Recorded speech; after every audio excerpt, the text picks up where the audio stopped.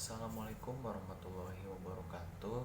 Puji sinarum syukur urang sanggaken ka Gusti Nu Maha Agung. Tilap sholawat sinaring salamna mugia ngocor ka junjungan urang sadayana Habibana wa Nabiana sallallahu alaihi wasallam. Ka kulawargina, para sahabatna, tur urang sadaya salaku umatna. Amin amin ya rabbal alamin.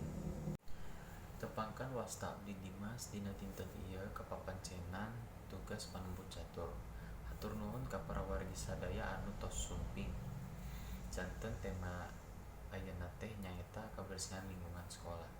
Tangtos urang sadaya parantos uninga wirehna kabersihan teh teu kinten pentingna kanggo urang sadayana.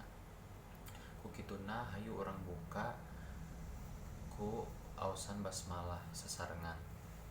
Panjejer sareng pamilon anu kusimkuring dipikah hormat, dina dinten anu sae ieu urang kasumpingan Bapak Sejarah Samaen hiji Majalengka anu parantos kakoncara nyaeta Bapak Henda Suhenda kanggo ngadadarkeun bahasanana.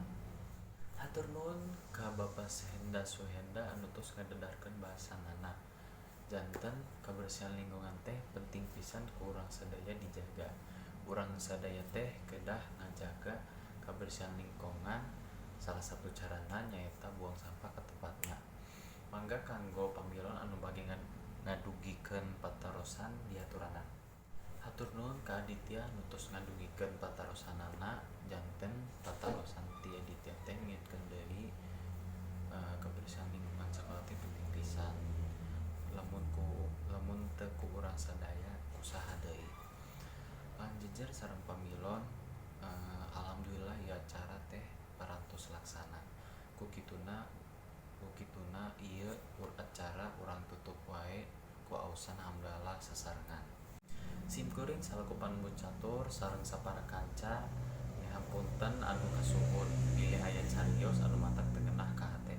Sakitu anu tiasa kusimkuring kapikah hatur, kirang langkungna nyuhunkeun dihapunten. Wassalamualaikum warahmatullahi wabarakatuh.